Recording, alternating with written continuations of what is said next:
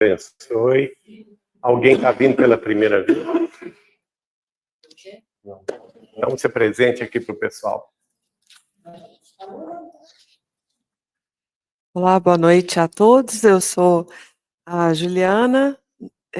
Já estive no Grupo Saber Amar há mais tempo e nessa reunião é a primeira vez e muito grata por estar aqui com todos vocês. Seja bem-vinda, Juliana. Mais alguém não, né? Então vamos fazer a nossa oração. O João Pedro vai orar em nome de todos nós.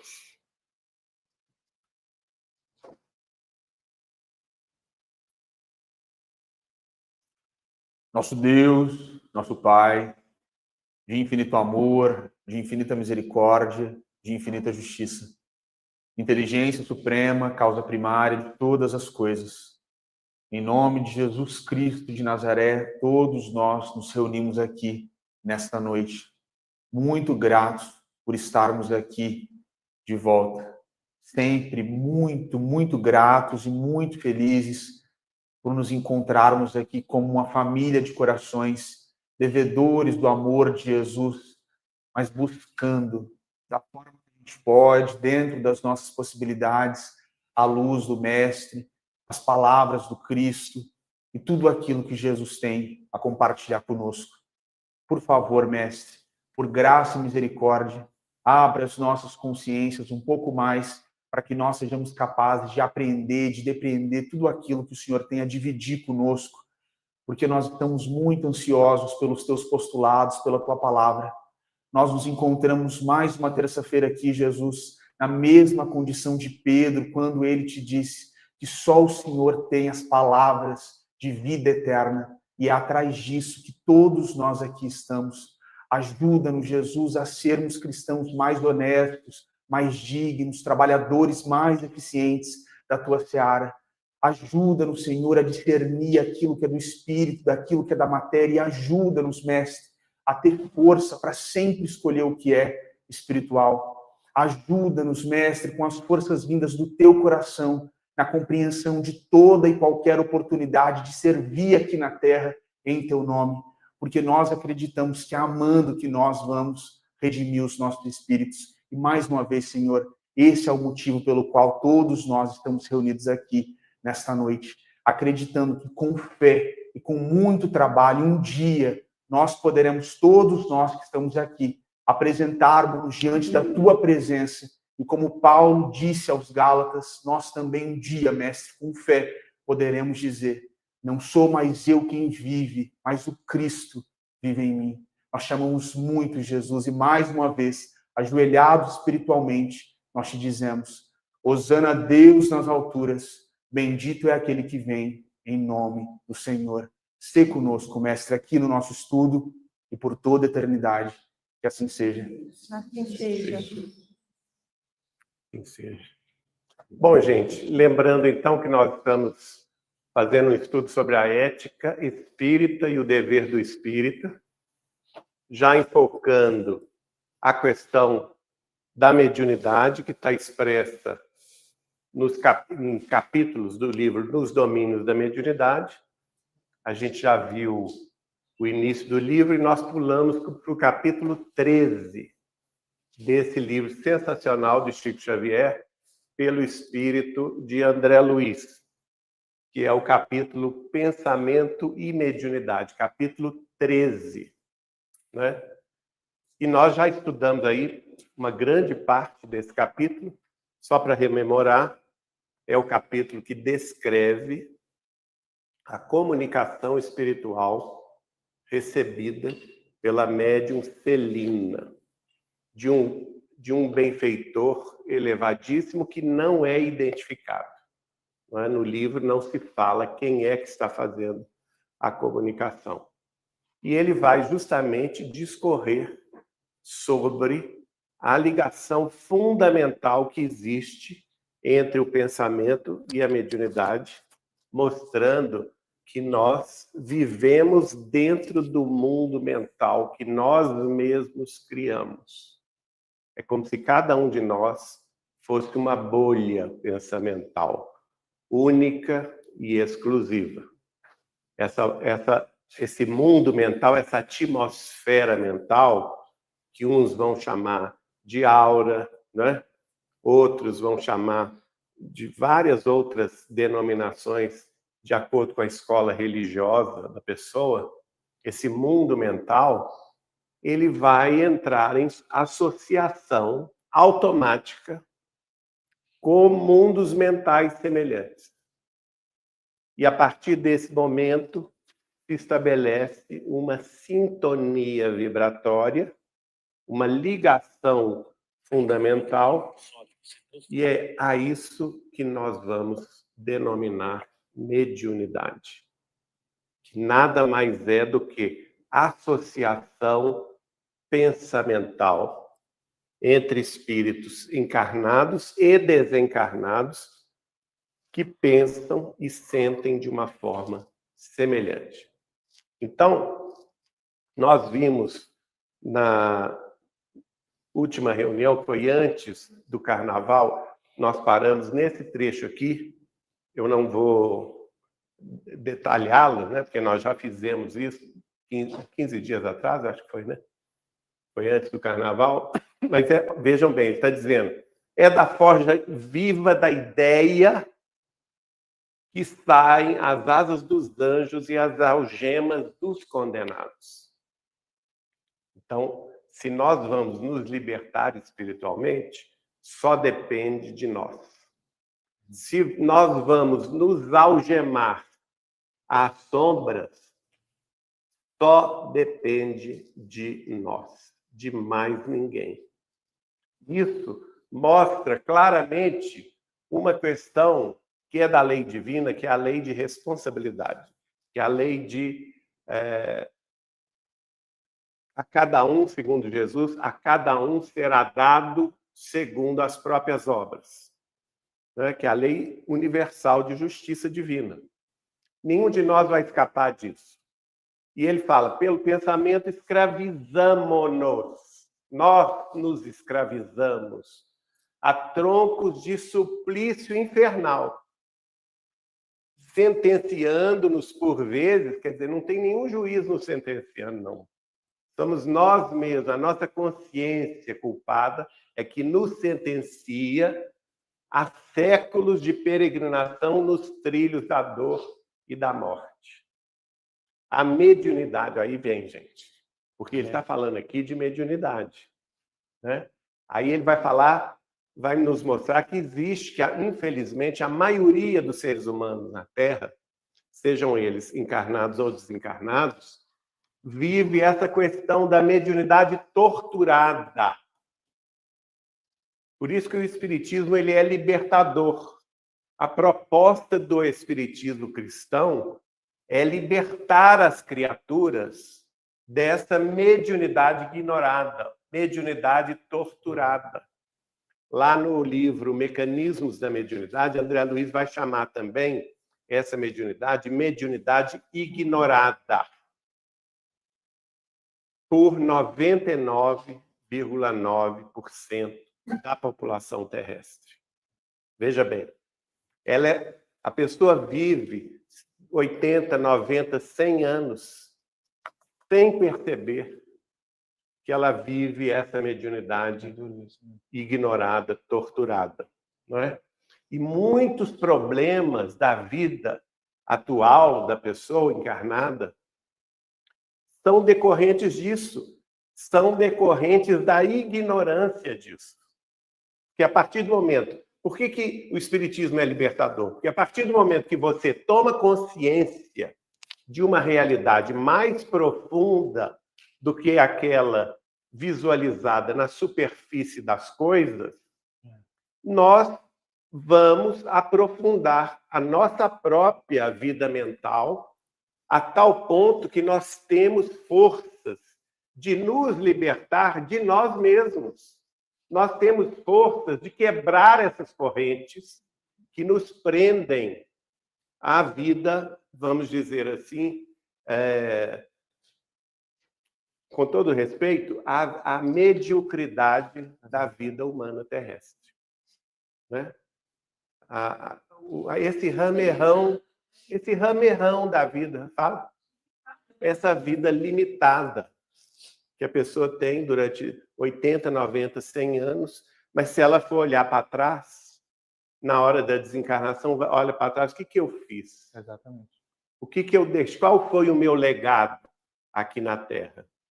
Eu deixei saudades? Eu enxuguei lágrimas? Eu consolei as pessoas? Eu trouxe alegrias para as pessoas que conviveram comigo? Essa é a grande questão na hora da morte. Porque todos nós vamos nos perguntar isso. Né? A minha vida fez diferença na vida das pessoas com as quais eu convivi? Não é? Essa é a grande reflexão. E, infelizmente, se você vive essa mediunidade torturada, essa ligação com as sombras, com o vício, ou os vícios, melhor dizendo, com os crimes, com a corrupção, não é? Com o materialismo, sem nenhum impulso nobre de espiritualização, você praticamente não saiu do lugar. Pode viver 100 anos, e esses 100 anos terrestres, você não conseguiu subir talvez um só degrau, né? Não vamos dizer que a pessoa não consegue subir nenhum degrau, não. Mas às vezes estaciona. Mas, às vezes, nós vemos isso nas reuniões mediúnicas. Os espíritos que comparecem aqui, estacionados, às vezes há 300, 400, 500 anos. Às vezes até mais do que isso. Alguns não acreditam que a gente fala com eles aqui na reunião, que nós estamos em 2025. Eles acham um absurdo, porque eles estão vivendo lá em 1757. Entenderam? Como que a questão é complexa? Então, a mediunidade torturada não é senão um enlace. Olha só, o que nos lembra essa palavra? O enlace é o casamento, né? É o casamento de almas comprometidas em aflitivas provações nos lances do reajuste.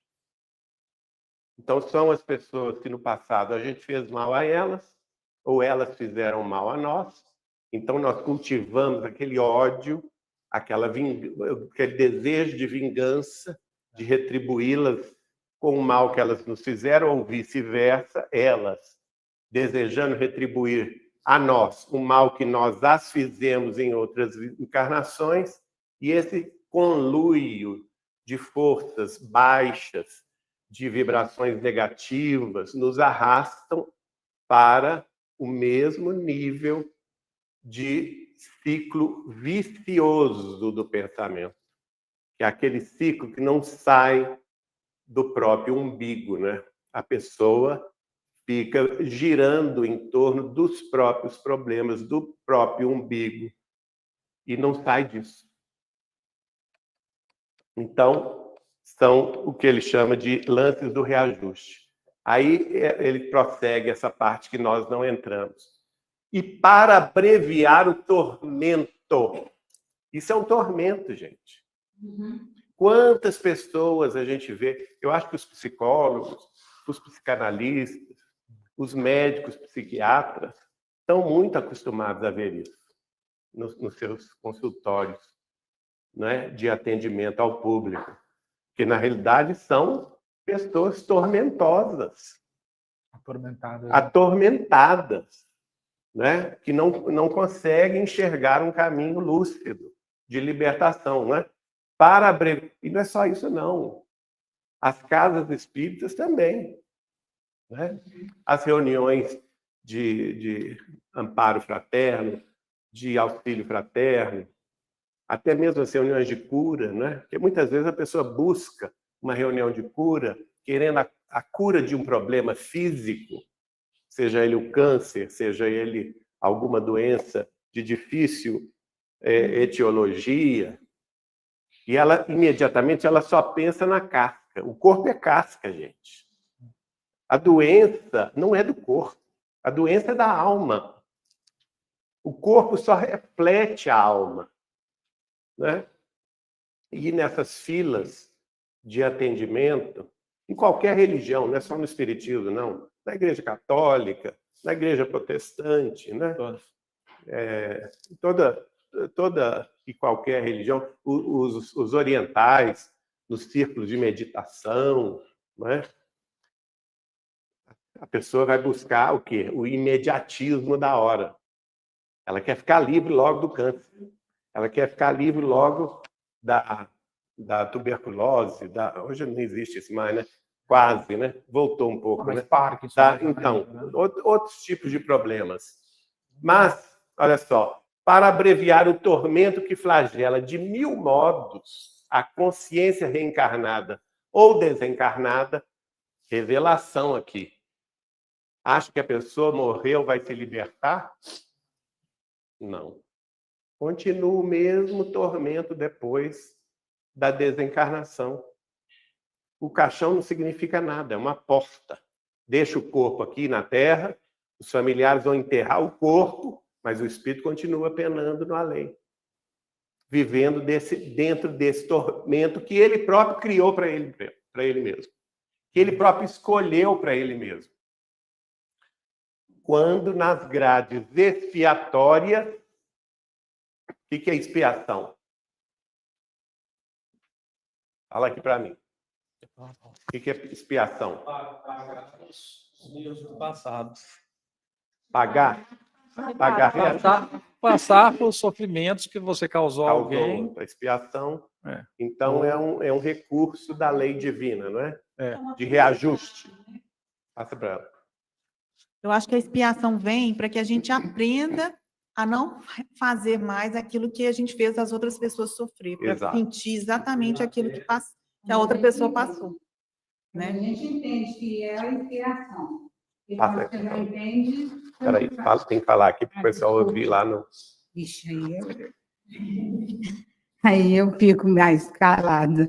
Quando a gente entende que é expiação. Porque, na realidade, quando você passa por algumas doenças, você pensa assim, veio para mim, eu vou enfrentar ou não? Ou será que isso aí é para eu pagar alguma coisa que eu devo de outras vidas? Né? Então, você espia, o ato de espiar também, de olhar, observar o que é isso que veio para você, se é um karma ou se não é, ou o que você está fazendo aqui e que você não lida com isso, ou estuda para poder verificar qual é o propósito. Eu prometi quando eu vim aqui, eu prometi que eu seria isso, que eu teria isso. Então, se eu não prometi, ou eu pedi para ir por isso, né? Várias vezes eu já me tentei pensando nisso. Porque uma pessoa que passa por 4 cânceres não é qualquer coisa. Deve ter alguma coisa para eu espiar aqui, porque botar uns óculos e espiar e crescer. Isso mesmo. E melhorar, não ser da mesma forma que eu vim. Mas olha o exemplo que a senhora está nos dando. A senhora passou por 4 cânceres. Então, veja bem, a sua atitude diante da doença já é libertadora. Não é? Porque você não está enxergando a doença como o fim do mundo, né? Você está enxergando a doença como um processo libertador, não é? E é exatamente isso. A partir do momento que você enfrenta de frente a sua própria cruz, sem culpar os outros, porque nós temos muito esse malveso, né, gente? Acontece alguma coisa de ruim comigo, eu vou culpar a primeira pessoa que está do meu lado, né? Não é? Os vizinhos, a família, a mulher, o marido, os filhos, o pai, a mãe, todo mundo é culpado, menos eu. E isso é uma atitude de fuga da realidade. Mas quando você olha a sua cruz e decide carregá-la, ela fica mais leve. Não é? Porque a partir do momento que você está olhando aquela cruz, e essa cruz, você sabe que ela é sua, porque não tem como fugir. E você está reclamando dessa cruz e brigando com ela, que ela é muito pesada, que você não vai carregar essa cruz de jeito nenhum, que Deus é injusto de te mandar essa cruz, e fica brigando com a cruz é só uma imagem representativa do quê? Do seu apego. às coisas terrestres, às coisas do mundo. Mas a partir do momento que você age diferente, que você olha a sua expiação de uma forma diferente, não, eu vou carregar essa cruz, porque Deus vai me dar força. Aí entra a questão da fé, da confiança, da coragem. Coragem, porque não é todo mundo que passa por 4 cânceres. Então, a senhora é muito corajosa. Não é um exemplo para nós. Não é? Então, isso é um exemplo. A gente tem que ter essa atitude positiva, porque se a senhora está no quarto, é porque a senhora já venceu 3. Olha só, aí vai vencer o 4. Não é? Então, isso é muito importante. Essa atitude que é libertadora, né? Que não fica presa nas grades expiatórias. Não é? Porque se você está preso dentro da revolta, dentro da insubmissão, né? Ou então dentro da pena de si mesmo, olha como que eu sou coitadinho, eu sou o mais sofredor da família, é ou não é? Todo mundo me persegue, mas eu estou aqui sofrendo e ninguém me ajuda, e a pessoa, aquela pessoa que se lamenta de tudo, ela só fala de si mesmo, ela só cultiva a própria dor. Você vai conversar com ela, ela não te ouve, porque ela só quer... É igual aquela história do mendigo na rua, que ele não quer ser curado da perna que está apodrecendo. Porque se aparecer um médico e dizer, olha, eu tenho um remédio milagroso aqui que a China inventou, os Estados Unidos trouxe, cura em 5 minutos essa perna sua. Ele vai correr desse médico. Porque aquela perna ali, que muitos deles cultivam, é um instrumento para ele ficar na piedade da rua, de si mesmo, né? E pegando dinheiro do povo, né? Com todo respeito, gente, é só uma imagem para a gente entender. Hein? A doença serve. Olha aí, Marilene está falando uma coisa importante. A Fala doença serve a alguma coisa. Eu acho que ela vem a serviço, com certeza, das expiações, como vocês estão falando, e ela vem a um serviço maldoso nosso mesmo, deixa eu ficar doente aqui mais um tempo, porque aí a gente estava falando disso no estudo hoje, né? Quem sabe eu sou amada se eu ficar doente? Porque todos nós queremos ser amados, nós não queremos mais nada. Tem um coitadinho que gosta da E aí doença, eu fico no né? coitadinho de mim, né? E aí a atenção da família volta para mim. Então a Ele doença não quer serve. se curar, não, porque ele quer ter a atenção dos familiares. Mas você vê esse quadro. Passa aqui, querido, falei. Quando você passa por sessões de químio ou de rádio, é tudo assim, o pessoal fica sentado e você ou fica lá, eu ando com o catéter, que eu ando com ele aqui, e aí você vê a cara das pessoas, tem gente que tem uma cara que já está morrendo, sabe? E não está nesse estágio ainda. A gente percebe que a pessoa não está nesse estágio. E tem outros que querem uma palavra só. Eu chegava várias vezes no hospital e eles perguntavam, quem a senhora está acompanhando? Palmas para a senhora. Eu falei, eu estou acompanhando. Obrigada. Hein? Quem a senhora está acompanhando? Eu falei, estou acompanhando eu mesma. Quem veio com a senhora? Não, dessa vez não veio ninguém, não, mas Deus está aqui junto comigo, então aí eu tenho uma companhia boa, né? É uma atitude positiva. E eu passava de sala em sala, uns cubículos, e eu passava assim, olha, Jesus está com você. Olha aí. Deus está com você. Quer dizer, você parou de ver a minha, a sua dor, e esse aí é o meu objetivo, parar de ver a minha dor, ver a dos outros e ver que a minha não é a pior. E vou te contar que minha mãe teve essa atitude, minha mãe Gilda teve essa atitude, ela passou por um câncer, teve que tirar os 2 seios e também os linfonodos dos 2 braços, né? É terrível. Depois teve que fazer plástica e tudo. E o médico falou com ela, Gilda, você tem que fazer a radioterapia e depois a quimioterapia. Só que a minha mãe era uma pessoa muito alegre. E ela começou a fazer as radioterapias dela, e se o hospital ali no alto, perto da Raja Gabalha. Hein? Não, Luxemburgo? no Luxemburgo, mas não chamava Luxemburgo nessa época, não. Não, era só do câncer o hospital. E ela fazia lá. Só que quando ela viu aquele monte de gente, igual a senhora falou, com a cara de enterro, né? Ela falou assim, gente, eu vou alegrar esse povo. E ela era muito engraçada, então ela levava bala, ela adorava doce, chocolate, bala. Então ela ia carregada de coisa. Também, quando exatamente. A gente fala, o que você quer? Você acredita no quê? No canto? Vou cantar para Nossa Senhora, para você. Isso. E canto na frente de todo mundo, sabe? Na muito hora, bom. eu não fico encabulada, não. Depois eu falo, meu Deus, o que é? Você está sendo médium, olha aí. Você está sendo médium dos espíritos superiores. E eu tenho o WhatsApp de várias pessoas que passaram por esse processo, e aí eu mando figurinhas para elas. Deus está com você, você isso está mesmo. ótima. Olha aí, gente, olha que exemplo que nós estamos prático. Positividade, exemplo prático. Quando Ação. termina a sessão, a gente toca o sino, né? Eu passei por 25 sessões de radioterapia, nesse último. Então, aí toca o sino. Aí, quando eu vejo que vai tocar o sino para alguém também, eu falo, você me permite que eu cante para você uma música? Aí eu canto em latim, em grego, em qualquer... Que ótimo! Então, é assim que... grego, eu canto. Qualquer coisa eu estou cantando, sabe?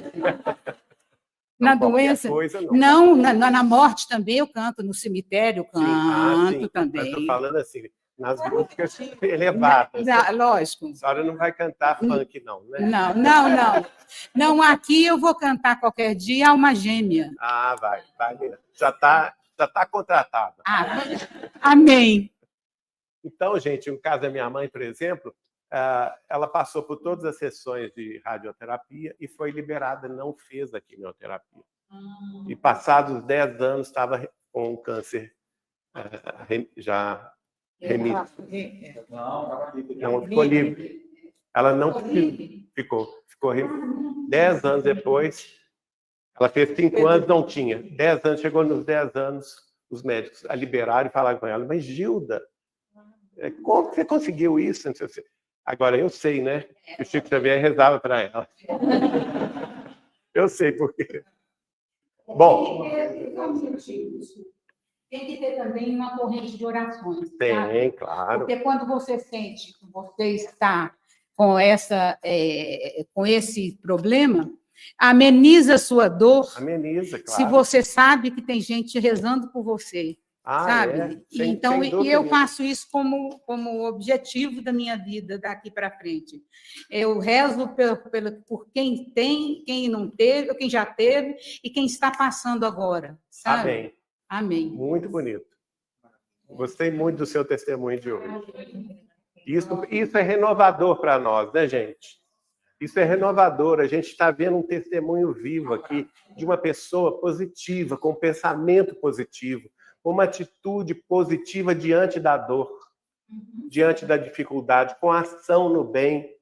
Ela não ficou presa no egoísmo dela, na dor dela. Ela procurou, e procura até hoje, consolar os outros. Então, isso é tudo. Fala, Carlai. Assim, eu passei por uma experiência e eu vejo por um outro lado também. Da doença ser uma misericórdia para a pessoa.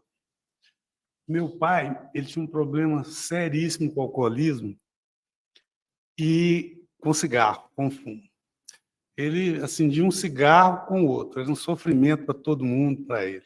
E a bebida, quando ele bebia... Era bebida e cigarro. Bebida e cigarro, ele teve um problema de câncer de garganta, e foi a libertação dele para ele ir em paz. Foi obrigado a parar, né? Porque, num período de mais de um ano, ele pegou uma alergia pelo álcool. Que ele não podia, olha a misericórdia divina para ele, gente. Ele não podia nem passar perto do álcool. Que coisa fantástica, eu nunca ouvi contar isso. Ele pegou uma alergia pelo álcool, assim, que ele não podia cheirar o álcool etílico de limpar Ele já tinha uma reação Ele alérgica. teve uma alergia, assim, que... Mas E- isso, eu concordo com você, isso é proteção divina. Isso foi Porque misericórdia na vida dele. certamente ele tinha méritos, que talvez nem você conheça, A gente não sabe. para que ele fosse, vamos dizer assim, protegido, para obter essa bênção da alergia ao álcool, da alergia ao fumo, E o provável. fumo foi porque o câncer por causa dele do foi de câncer. garganta e ele não conseguia fumar. E Porque... depois a pessoa vai se liberando aos Então, poucos. quando ele foi em paz, porque ele não sofreu com a falta da bebida e a falta do cigarro. Ele teve um tempo de recuperação com relação a isso. Então, assim, são tantas nuances com relação a sofrimento com alguma doença ou alguma expiação na vida, que, assim, eu falava isso para minha família, né? Eu falava assim, nossa, eu estou feliz com a doença do meu... Mas não é aquela verdade, felicidade é de ver ele verdade, você sofrer, tem razão. mas eu via que ele estava se libertando para ir embora.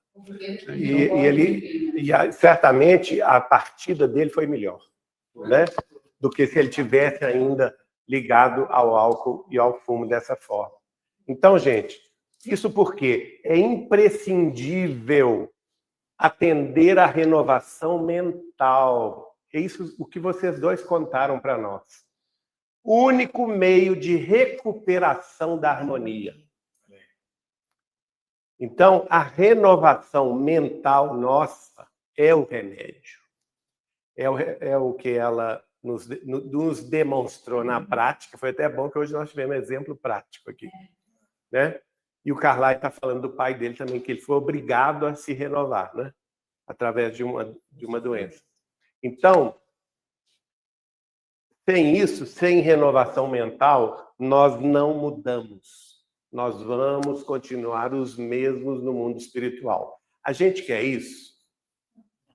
Vamos ser sinceros. A gente quer chegar no mundo espiritual do jeito que a gente está aqui hoje? Não, né? Não dá. Porque o mundo espiritual já aí pressupõe o quê? Uma elevação, né? É um mundo mais evoluído no sentido de que não é tão material, mais etéreo. Então, quanto mais pesada eu estiver em minhas vibrações, mais dificuldade eu vou ter na minha vida além túmulo. Quanto mais leve, sem esses pesos dos apegos terrestres, apego aos vícios, apego ao corpo, apego aos bens materiais, quanto menos apegado, né, ou mais desapegado, mais livre eu estarei no mundo, mais livre nós estaremos no mundo espiritual. Satisfazer-se alguém, agora vem a questão religiosa, que é por enquanto nós estamos falando dos 99,9% dos que têm mediunidade ignorada ou mediunidade torturada. Agora entra a questão religiosa. Porque, indubitavelmente, a escola religiosa que nós escolhemos, seja ela qual seja, isso eu aprendi com Chico Xavier, não importa. Se você escolheu o catolicismo, se você está bem dentro do catolicismo, seja um bom católico. Se você está bem e feliz dentro do protestantismo, das igrejas chamadas reformadas ou crentes, seja um bom crente. E se você escolher o espiritismo, seja um bom espírita. É só isso que Deus quer de nós, né? Mas, então aí vem a questão do rótulo. A gente é religioso de rótulo? Não pode ser, né? O rótulo adianta alguma coisa? Adianta você chegar no mundo espiritual e dizer, eu fui espírita. Adianta? Só vai aumentar a sua responsabilidade. Na justiça humana tem o seguinte, na justiça humana, a pessoa que é acusada de algum crime, ela vai ter agravantes, né, e atenuantes. Quanto mais ignorante é a pessoa, mais atenuantes ela tem. Não é assim? Estou falando com bobagem? Olha os advogados aí, fala comigo. Não é? Quanto mais ignorante ela é, mais atenuante vai ser a pena. Porque o crime é sempre relativo ao grau de conhecimento da pessoa. Quanto mais conhecimento ela tem, tanto é que os menores são inimputáveis, não é? Os índios são inimputáveis, os aborígenes, tal, inimputáveis. A pessoa que tem problema mental é inimputável. Ela não responde criminalmente, né? Agora, quanto mais consciente, quanto mais conhecimento tem, quanto mais poder tem, mais responsável ela é. Percebe? Então, nós religiosos é a mesma coisa. Nós religiosos temos que ter muito cuidado com as nossas ações. Porque se elas são dissonantes daquilo que nós já sabemos do ponto de vista religioso, eu estou incorrendo em crime espiritual. Não é? Então, nesse particular, ser espírita é um agravante. Ter conhecido e convivido com Chico Xavier é um agravante em dobro. Eu estou perdido. Estou perdido. Você reza para mim? E se eu chegar no mundo espiritual, vão perguntar assim: você, Geraldinho, conheceu o Chico Xavier, conviveu com ele? Sou eu não. Sou eu não. É algum gênio meu que está por aí, não fui eu, não. Não é? A questão é complicada. Vocês estão rindo, mas o Chico falou com a doutora Marlene Nobre isso, uma grande amiga dele, que foi uma mulher extraordinária, nós já estudamos sobre a vida dela aqui, ele falou com ela assim: ô Marlene, deixa eu te contar uma coisa. Quem tem mãe espírita não tem perdão. Olha só. Quem tem mãe espírita não tem perdão. Tem que andar na linha. Primeiro, porque teve mãe, né? Segundo, mãe espírita, com conhecimento. Olha só. Então, olha só. Satisfazer-se alguém com rótulo em matéria religiosa, sem qualquer esforço de sublimação interior, é tão perigoso para a alma quanto deter uma designação honorífica entre os homens com menosprezo pela responsabilidade que ela impõe. Então, diante da vida, não vamos citar nomes, pelo amor de Deus, né? Mas diante da vida, aí nos noticiários, nós vamos identificar quantas pessoas assim, que têm cargos honoríficos, que têm poder, que têm condição de fazer o bem e não fazem. E desprezam justamente essa chance que Deus está dando a elas para fazerem um bem coletivo, para agirem positivamente na elevação da sociedade humana, no progresso, na inventividade, na geração de riquezas, de oportunidades, de emprego, de conhecimentos, não é? E a pessoa despreza tudo isso para exorbitar do cargo, ou do poder, ou do dinheiro, ou da fama. Da fama também é um perigo, não é? Quantos artistas que têm tanta fama e tanta visibilidade e, no entanto, fazem tão pouco pela sociedade a qual eles se vinculam. Muito perdidos. Aí entra na droga, acaba desencarnando por overdose. Eles não dão conta do vazio espiritual, gente. Porque vocês acham que é fácil lidar com a fama? Não deve ser. Não é? Eles não dão conta, eles começam a cometer crimes. Aí falta de fé, é o vazio espiritual, né? Então, muito cuidado com os religiosos só de rótulo. É a mesma coisa. É a mesma coisa. Títulos de fé não constituem meras palavras. Então, quando você falar assim, eu sou espírita cristão, pensa nessa afirmativa. Hein? Pensa, mas não no sentido de negar a fé, né? Mas no sentido de entender o que você está expressando. Então, título de fé não constituem meras palavras, acobertando-nos deficiências e fraquezas. Quantos pastores, quantos sacerdotes, quantos médiuns, quantos palestrantes caem justamente por isso?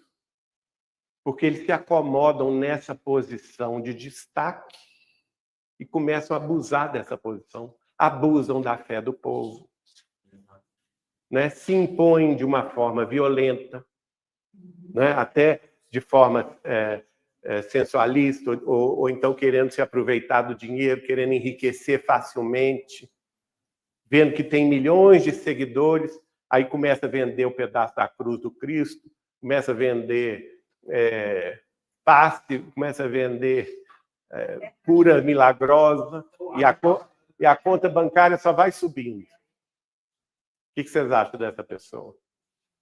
Pode ter um nome honorífico mais brilhante em termos de vista, em ponto de vista de religiosidade terrestre, mas estão apenas acobertando suas deficiências e fraquezas com esse título.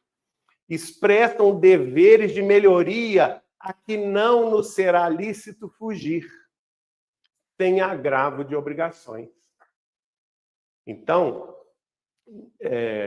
se a gente cai assim, toma uma atitude dessa, nós não teremos como fugir da queda, ou fugir da nossa responsabilidade pessoal, não é? Porque isso é agravante de obrigações. Em nosso círculo de trabalho, desse modo, não nos bastará o ato de crer e convencer. Então, simplesmente dizer eu creio não te liberta. Primeiro ponto. Não te ilumina. Você simplesmente dizer eu compreendo os postulados da doutrina espírita, ou eu sei o Evangelho de Jesus, ou eu aceito que Jesus é o meu mestre, isto não te define espiritualmente. Isto não te liberta de você mesmo. Isto não te eleva, isto não te ilumina. Não te isenta de responsabilidade. Falou tudo. Não te isenta da sua própria responsabilidade de evoluir. Ninguém é realmente espírita. Agora ele está falando para nós. Né? Agora chegou no nosso calcanhar de Aquiles. Ninguém é realmente espírita à altura desse nome, tão só porque haja conseguido a cura de uma escabiose renitente, com o amparo de entidades amigas, e se decida, por isso, a aceitar a intervenção do além-túmulo na sua existência. Então, veja, muita gente é assim, né? Vai do centro espírita, correndo. Eu preciso de uma cura. E, às vezes, consegue a cura. E, a partir daí, ela se põe numa posição cômoda de eu fui curado por doutor Bezerra de Menezes, que Deus o abençoe, passa a rezar para o doutor Bezerra. Fui curado por Chico Xavier, tal, começa a gostar do Chico Xavier. E aí? O que significou a cura na vida dela? Deus deu um passo para a fé, né? Só deu um passo para a fé, mas não significou nada. Se ela ficar de braço cruzado na casa dela, só rezando e agradecendo a Deus, Deus quer isso, gente? Não. Deus nem precisa disso, falou tudo. Deus quer que nós sejamos intermediários dele com os sofredores. Essa que é a grande questão. Agora, as pessoas estão dispostas ao serviço? Porque serviço tem para todo mundo. Estão dispostos? Não estão. Ou estão? Vamos pensar, né? Não vamos afirmar, não. Vamos pensar. Estamos dispostos a servir a Jesus? A servir a Deus? Essa que é a grande questão. Se a gente estiver disposto, o serviço aparece. Né? Tem tarefa para todo mundo, se a gente quiser. E essa decisão é única exclusivamente sua, pessoal, intransferível. Não adianta. Outra afirmativa do Espírito. E ninguém é médium na elevada conceituação do termo, somente porque se faça órgão de comunicação entre as criaturas visíveis e invisíveis. Olha aí, ele vai aprofundando o assunto, dizendo, você pode até ser médium, participar de reunião mediúnica, receber espírito, mas isso só não te eleva. Você pode até dar informações maravilhosas pela mediunidade, mas isso só não te eleva. Você está sendo, como diz o Espírito, um órgão falante, no caso da mediunidade falante, ou psicofonia. Um órgão de escrita, no caso da mediunidade escrevente, ou psicografia. Um órgão artístico, no caso de uma pintura mediúnica, chamada também de mediunidade psicopictografia. Né? Um órgão de cura física através da mediunidade do passe, ou mesmo da mediunidade curativa.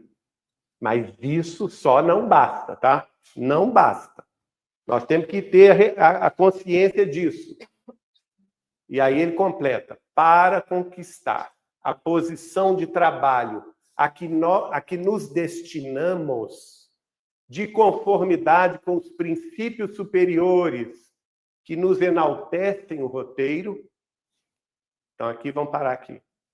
Doutrina espírita, gente, é um conjunto de princípios superiores que nos enaltecem o roteiro para frente.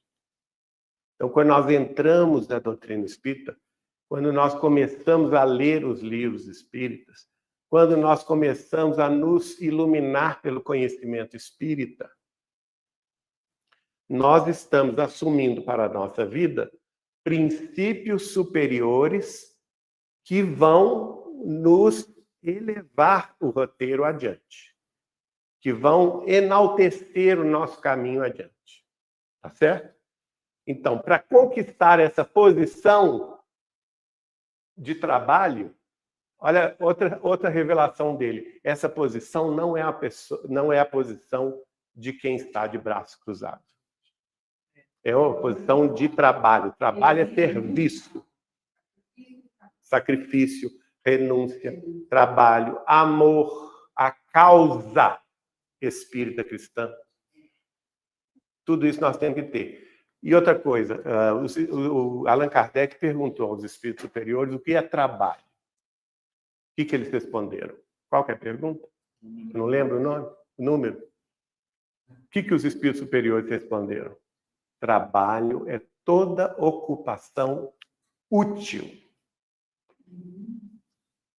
Então a gente deve se perguntar: a minha ocupação na Terra, na vida, na família, na vida profissional, na vida de relação, na vida religiosa, é de utilidade? Eu estou sendo de utilidade para alguém? Porque se a resposta for positiva, eu estou trabalhando. Eu estou servindo. Não a mim mesmo, mas a Deus, né? Então, para conquistar essa posição de trabalho, é necessário concretizar-lhes a essência em nossa estrada. Aí sim, que essa estrada vai ser construída por nós. Não é por Jesus que vai descer uma noite, lá num sonho glorioso que você vai ter lá na sua caminha confortável, e que você vai se sentir, vamos dizer assim, em êxtase espiritual, que você vai ter essa estrada. Não vai ser assim. Pode até acontecer isso, mas não é assim que você constrói nada. E também não vai ser os espíritos superiores que vão descer à Terra, porque eles têm muito mais o que fazer no mundo espiritual superior do que ficar de babador atrás da gente, para que a gente tenha uma vida útil, não é? Não. Nós é que temos que construir essa estrada de utilidade. Eu estou construindo, você tem que construir, todos nós temos que construir essa estrada de utilidade, concretizando em nossa vida a essência cristã, por intermédio de quê? Do testemunho de nossa conversão ao amor santificante. Olha só. Então, gente, é na estrada do serviço, do trabalho no bem, da caridade, da fraternidade, o olhar para o outro, para a necessidade do outro, esquecer da nossa necessidade.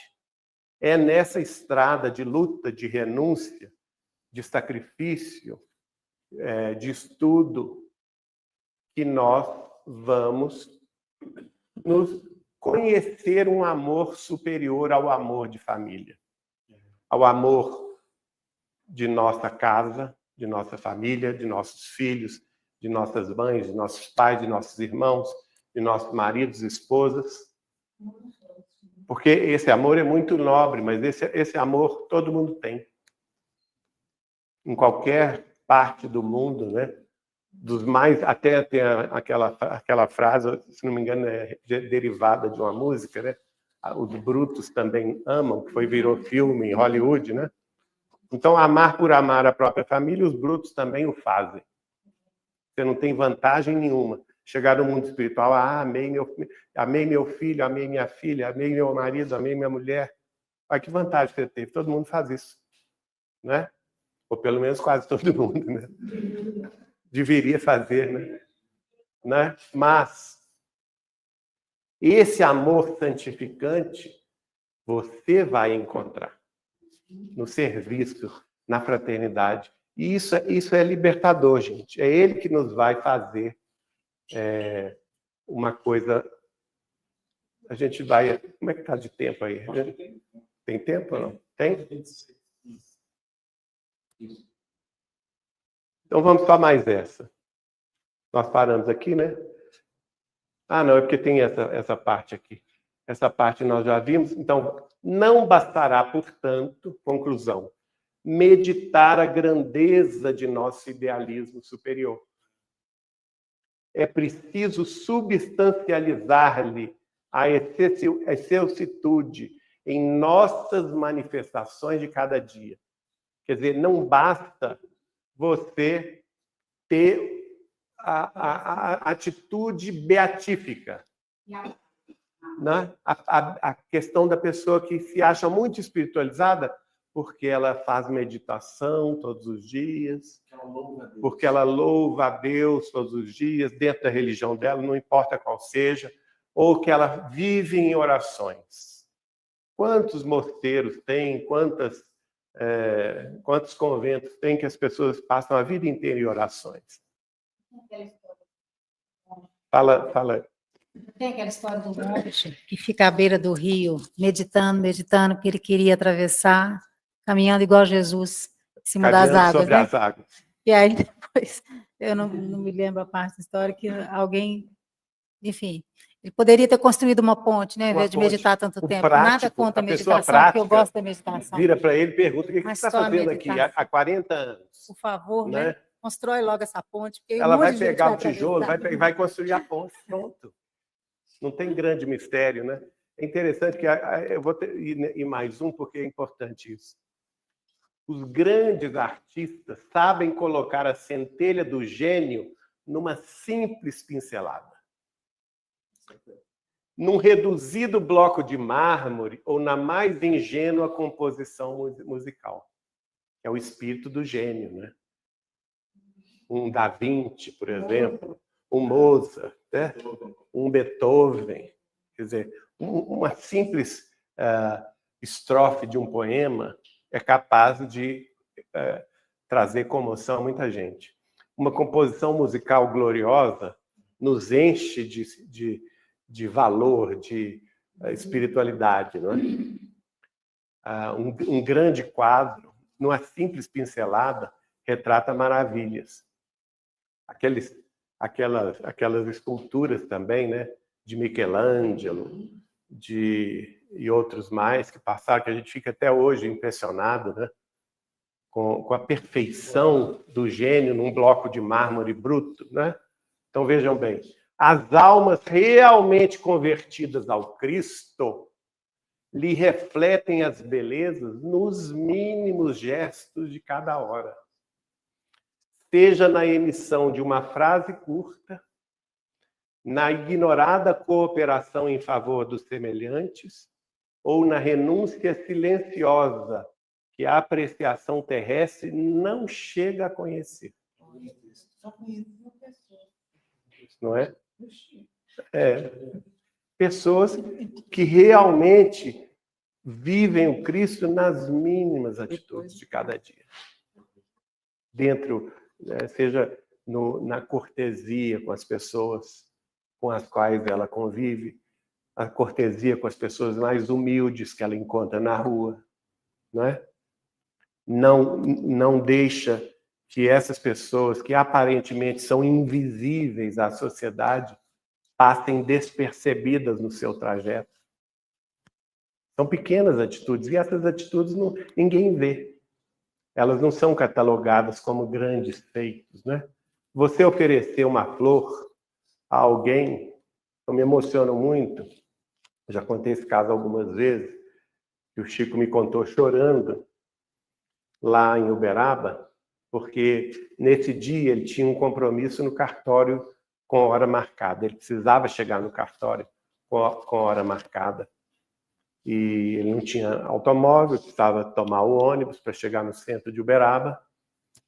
E o ônibus já estava chegando no ponto, perto da casa dele, quando ele, mais ou menos um quarteirão de distância, ele escuta uma criancinha gritando, correndo e gritando: Seu Chico!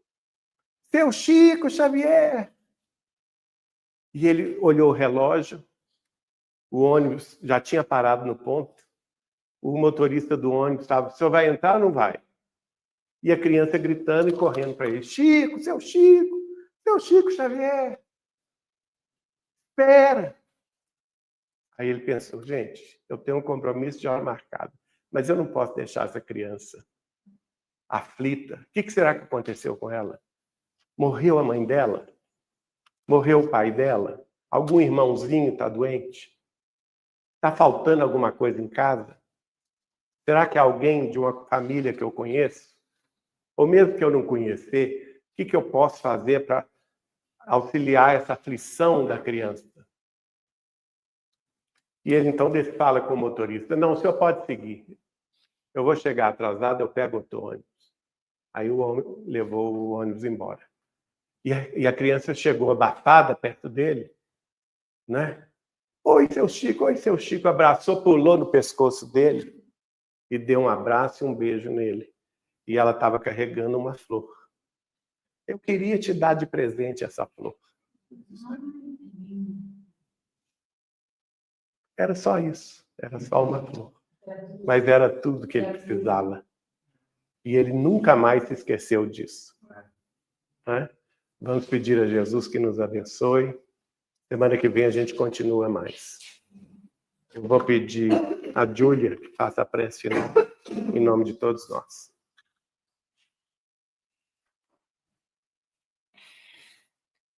Meu Deus, nosso Pai, nosso Senhor, que nos permite esse momento de reunião entre amigos, encarnados e desencarnados, onde possamos nos elucidar um pouco mais sobre a nossa doutrina espírita, sobre o caminho de Jesus, sobre como podemos melhorar todos os dias um pouco mais para nos aproximarmos do Senhor.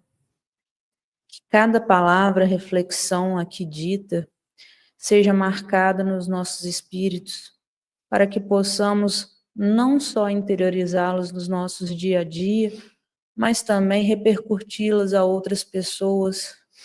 Que nós possamos, meu Deus, com sabedoria, ensinar aos outros o que aprendemos aqui hoje, ser um ponto de luz naqueles que sofrem, sermos a positividade perante a maldade. Conseguimos fazer a diferença e o contraste entre o bem e o mal, não só o que há dentro de nós, mas também ao restante do mundo.